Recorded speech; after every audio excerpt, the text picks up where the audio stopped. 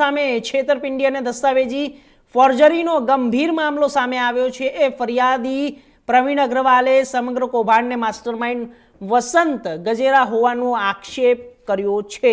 પ્રવીણ અગ્રવાલના જણાવ્યા મુજબ જ્યારે વસંત ગજેરાએ ટેક્સટાઇલ માર્કેટમાંથી તેમની ભાગીદારીવાળી દુકાનો રોકડમાં વેચી દીધી, ત્યારબાદ અલગ અલગ દસ્તાવેજોમાં ખોટી સહી કરીને કંપનીઓને તેમની 43% ભાગીદારી ઘટાડીને માત્ર 4% કરવાની કોશિશ કરવામાં આવી અને આ સાથે જ ફરિયાદ કરવામાં આવી કે પ્રયાસ દરમિયાન તેમને તેમના પરિવારને નુકસાન પહોંચાડવાની ધમકીઓ આપવામાં આવી છે અને પરિવારના સહકાર બાદ પ્રવીણ અગ્રવાલે મામલે પ્રધાનમંત્રી કાર્યાલયમાં ફરિયાદ પણ નોંધાવી છે અને આ સાથે હાઈકોર્ટમાં પણ કાનૂની કાર્યવાહી શરૂ કરી છે। તો હાલ સુરત ઇકો સેલ દ્વારા સમગ્ર મામલે ગજેરા બંધુ સામે સત્તાવાર ફરિયાદ દાખલ કરવામાં આવી છે તેમજ તમામ આરોપીઓ સામે લુકઆઉટ નોટિસ પણ જાહેર કરી દેવામાં આવી છે।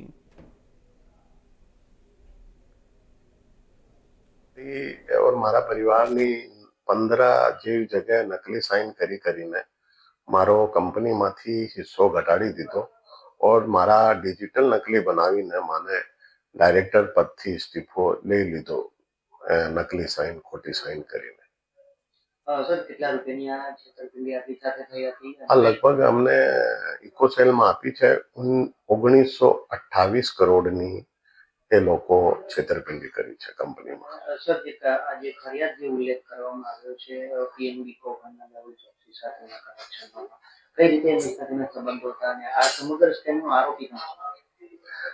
એ લોકો મેહુલ ચોકસી જોડે કાફી સમય પહેલાથી પારિવારિક और व्यापारिक संबंध છે એ લોકોનો और એ લોકો આના માલ લેવડ દેવડ કાફી કંપનીઓમાં કરે છે એવું મને લાગે છે। હા, પીએમઓમાં અમે એક શિકાયત પત્ર લખ્યો હતો અને ત્વરિત જવાબ આવ્યો और કાર્યવાહી બી ત્વરિત થઈ ગઈ, ચાલુ છે બાકી તપાસ। તમે જે પોલીસ ફરિયાદ કરી છે તેમાં કઈ કઈ બાબતોનો ઉલ્લેખ કર્યો છે?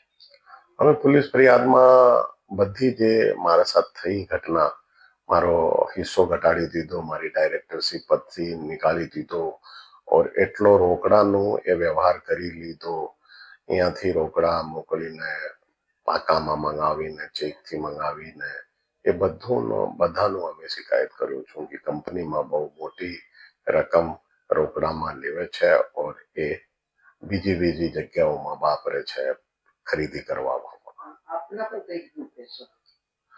મારા ઉપર પ્રેશર એ જ હતો કે તમે કોઈ કામ એ શિકાયત વાળો કરતા નથી વરના તમને બહુ પછતાવું પડે, એવી રીતનો બહુ પ્રેશર હતો।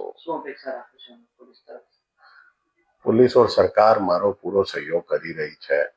भारत सरकार, गुजरात सरकार एवं सूरत पुलिस, गुजरात पुलिस બધા મારા सहयोग કરી રહી છે और આને જલ્દ से जल्द પકડી લેશે એમ આશા।